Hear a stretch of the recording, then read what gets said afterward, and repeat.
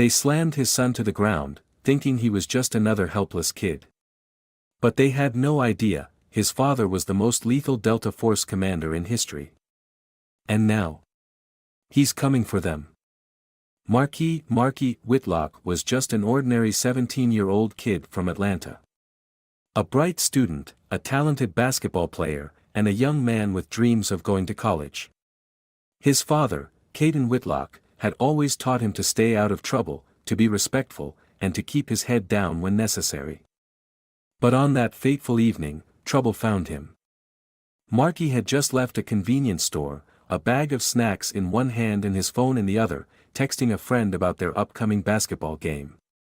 The night air was crisp, the streets quiet, until the flashing red and blue lights cut through the darkness. A police cruiser pulled up beside him.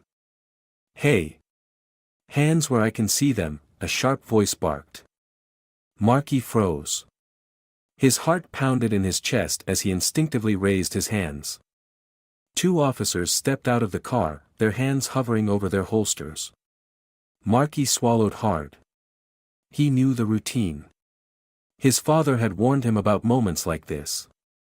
"Sir, turn around. Face the car." The officer, a burly man with a shaved head, grabbed Marky's wrist and yanked him forward. "Wait. I didn't." Before he could finish, a second officer, younger but just as aggressive, shoved him down onto the pavement. His cheek scraped against the rough asphalt as a knee dug into his back. Pain shot through his ribs. His phone clattered to the ground, still unlocked, the screen glowing with the half-written message, "Yo, you ready for tomorrow's game?" "I didn't do anything." Marky gasped. Resisting arrest, one of the officers muttered, tightening the cuffs around his wrists. Marky's vision blurred, not from tears, but from sheer disbelief. This couldn't be happening. He had done nothing wrong. He was just walking home. A small crowd had gathered, a few people recording on their phones. A man's voice called out, "That kid wasn't doing anything, man." "Step back," the younger cop shouted at the bystanders. A deep anger boiled in Marky's chest, but his father's words echoed in his mind, "Stay calm. Don't fight back. Make it home." So he stayed still. The officers lifted him roughly, shoving him toward the back seat of the patrol car. His head swam. The metallic taste of blood filled his mouth where his lip had split. Then, through the haze of flashing lights and ringing ears, he saw a familiar car screech to a halt at the end of the street. His father had arrived. And everything was about to change. Caden Whitlock had received the call just minutes ago. He had been sitting at the kitchen table, sipping his evening coffee, when his son's best friend, Elijah, called him in a panicked voice. "Mr. Whitlock. It's Marky." The cops, man, they slammed him on the ground. "He didn't do anything. They're taking him." Caden didn't need to hear more. The mug hit the table with a sharp clatter as he grabbed his keys and bolted out the door. Now, as he skidded to a stop at the scene, his pulse was steady, but his mind was a storm. The flashing red and blue lights reflected in his dark eyes as he took in the sight before him, his son, bloodied, handcuffed, being shoved into the back seat of a patrol car. Something inside him cracked. Caden stepped forward, his presence commanding, his voice low and firm. "That's my son. Release him. Now." One of the officers, a tall man with broad shoulders, turned to him with a smirk. His badge gleamed under the streetlights. "Step back, sir. This is police business." Caden's jaw clenched. He wasn't just any father. He had spent decades in the shadows, executing missions the world would never know about. He had taken down war criminals, dismantled terrorist cells, and walked through fire without blinking. These officers had no idea who they were talking to. "I said," Caden repeated, his voice like iron, "release my son." The younger officer, the one who had slammed Marky to the ground, stepped forward with a scoff. You're about 2 seconds away from getting arrested yourself, old man. I suggest you turn around and walk away. For a brief moment, Caden considered how easy it would be. How easy it would be to dismantle them, to make them feel the fear they had inflicted on his son. With his training, he could have them unconscious on the ground before they even reached for their weapons. But he didn't move. Not yet. Instead, he locked eyes with Marky through the car window. His son's face was swollen, a cut above his eyebrow still fresh. But his expression was one of controlled fury, just like his father's. Caden inhaled slowly. He needed to play this smart. I'm not going anywhere, he said calmly. You've made a mistake. And you're going to fix it. The senior officer, growing impatient, stepped closer. We're taking your son in for resisting arrest. Caden's lips curled into something that wasn't quite a smile. Is that so? He said, his voice dangerously smooth. Then he reached into his pocket, slowly, deliberately, pulling out his phone.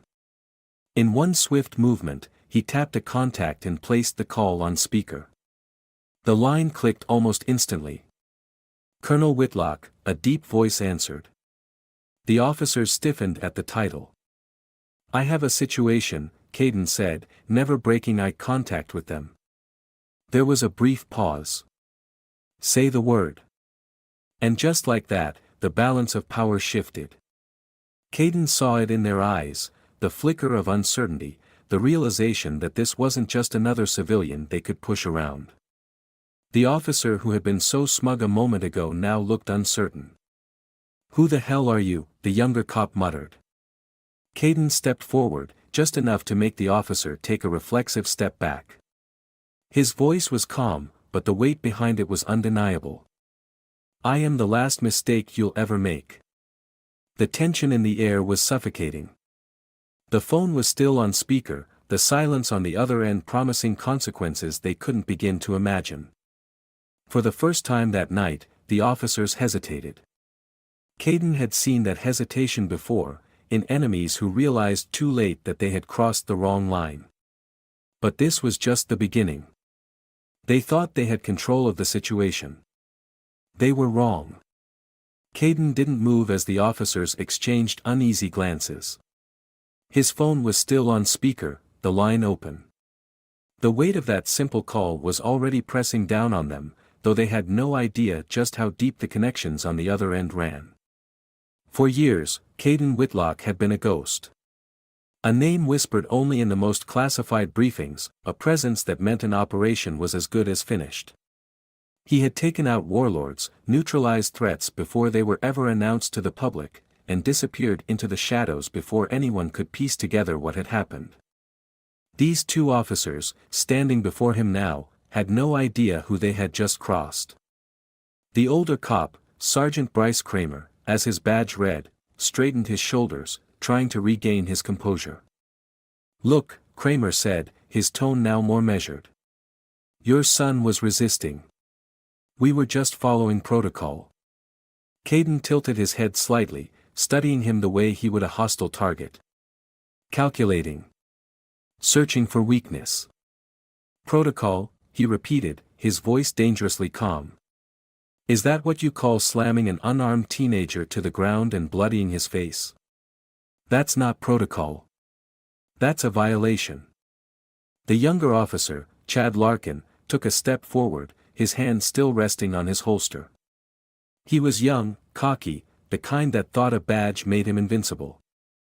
We don't need a lecture, Larkin said. Your son was acting suspiciously. We asked him to comply, and he didn't. Caden let out a breath, slow and controlled. I've been in situations where hesitation meant death, he said, his tone even. I've seen real threats. I've faced men who could kill you before you even realized you were in danger.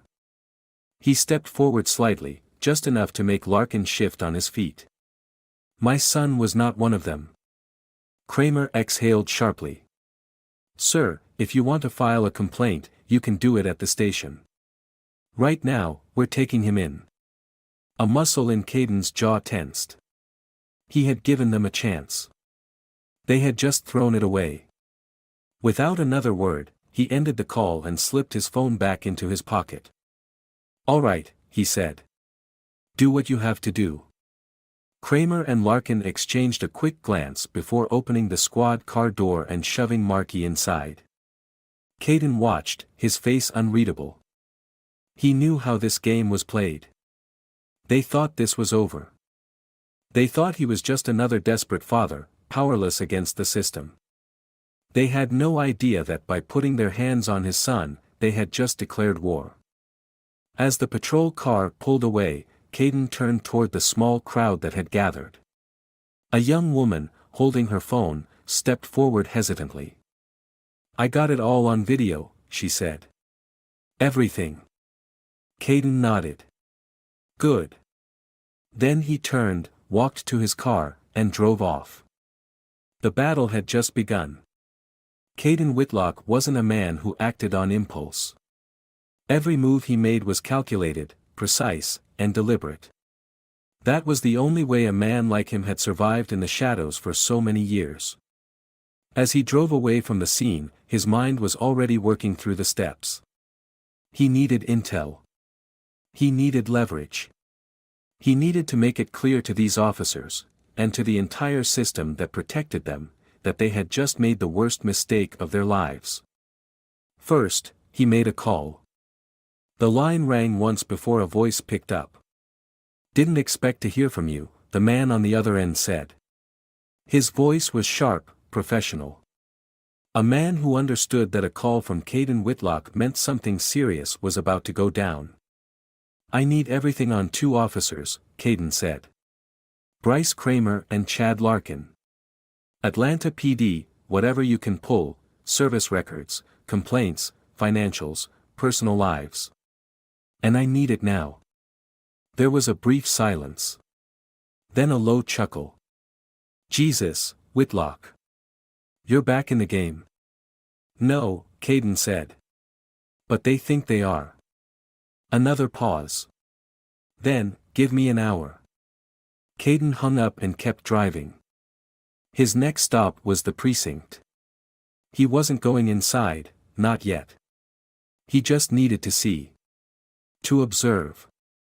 To watch the way these officers moved, who they talked to, how they reacted when they walked through those doors.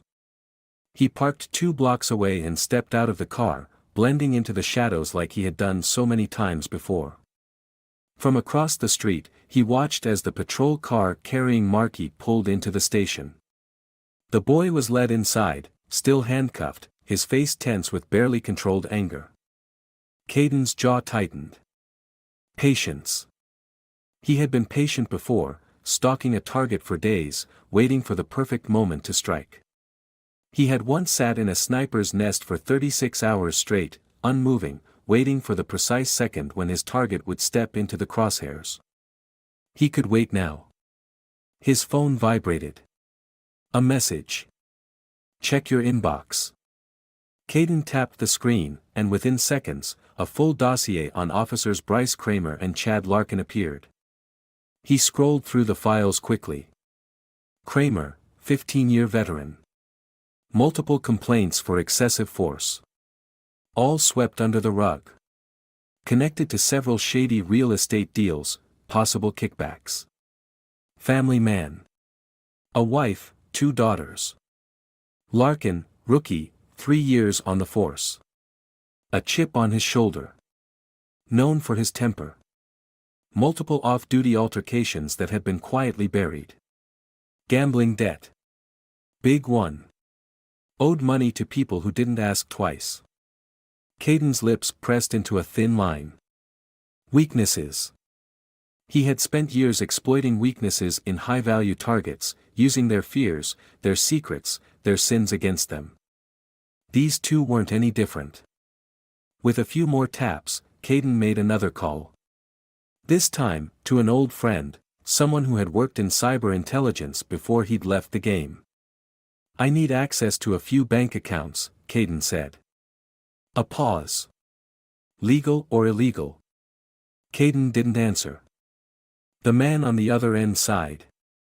"Got it. Send me the names. Caden sent the files over. Within minutes, he had access to Larkin's financials. The numbers told a clear story: he was drowning in debt, barely keeping his head above water.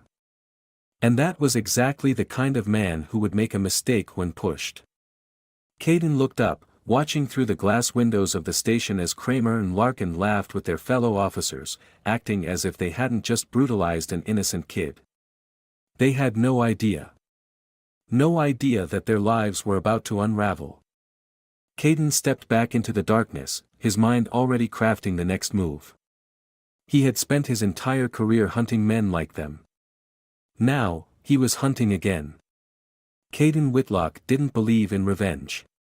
Revenge was messy, emotional, and often left loose ends. What he believed in, what had kept him alive through years of Black Ops missions and shadow wars, was control. Precision. Strategy. And now, as he prepared to dismantle the lives of the men who had hurt his son, he was operating with the same level of cold, methodical efficiency that had made him a legend in the field. The first crack. Officer Chad Larkin had no idea that his world was already falling apart.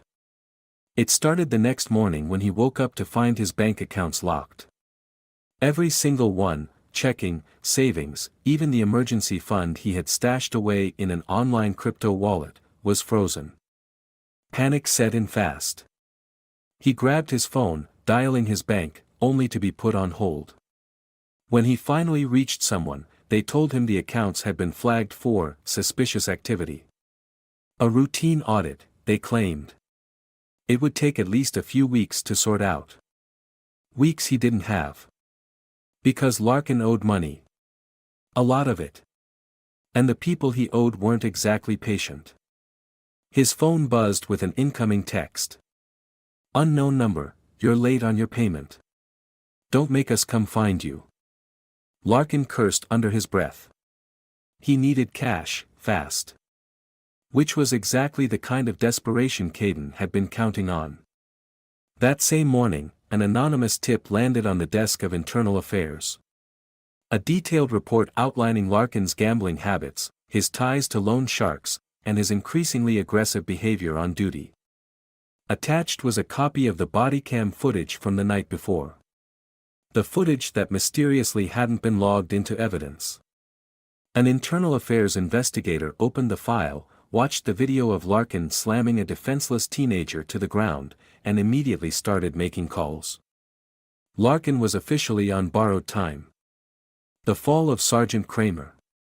While Larkin scrambled, Bryce Kramer's world was also beginning to crumble. It started with a package left on his doorstep. No return address. Inside, neatly arranged, were photos.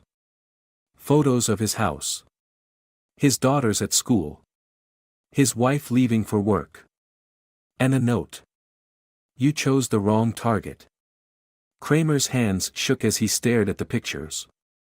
He had spent years playing the system, covering his tracks, making sure no complaint ever stuck. He had friends in the department, judges who owed him favors. But this? This wasn't the system coming for him. This was something else. Kramer's first instinct was to call the police. Then he realized he was the police. And whoever had sent this, they had already gotten past every line of defense he thought he had. His phone rang. He picked up, heart pounding. Who is this? He demanded. A voice, low and calm, came through the speaker.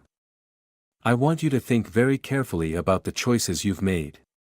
Kramer felt a cold sweat break across his back. What do you want? Justice, the voice said. The kind you can't outrun. The line went dead. Kramer's hands tightened around the phone. For the first time in his career, he understood what it felt like to be afraid. The storm breaks. By midday, the pressure was too much. Larkin was pulled into Internal Affairs for questioning.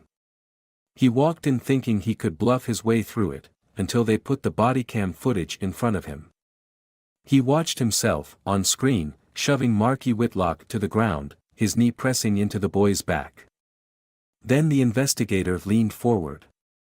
"You've got two choices," he said. "Take the fall alone, or tell us who helped you cover it up." Larkin cracked. An hour later, Kramer was sitting at his desk when his phone buzzed. A single message. Larkin talked. Kramer's blood turned to ice. His career, his reputation, his entire life, was unraveling in real time. And somewhere, in the shadows, Caden Whitlock watched it all unfold with quiet, ruthless satisfaction.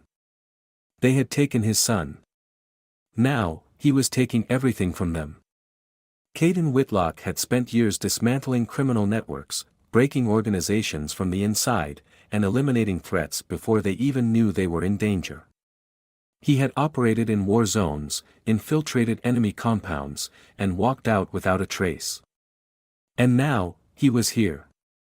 Back in Atlanta. Hunting two ordinary men who had made the mistake of putting their hands on his son. Bryce Kramer and Chad Larkin thought they were untouchable. That the badge they wore made them invincible. But Caden knew better. He had seen bigger men fall. Stronger, smarter men brought to their knees by their own arrogance. He had spent the last 48 hours pulling every thread, breaking every wall they had built to protect themselves. Now, it was time to finish it. The face-off. Bryce Kramer was unraveling. He sat alone in his car, parked in an empty lot, gripping the steering wheel so tightly his knuckles turned white. The pictures, the threats, the pressure from internal affairs, it was all crashing down on him.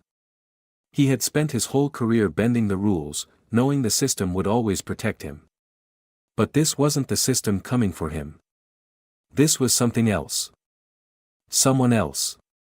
His phone buzzed. A new message. "Meet me at the old rail yard. 30 minutes. Come alone." No name.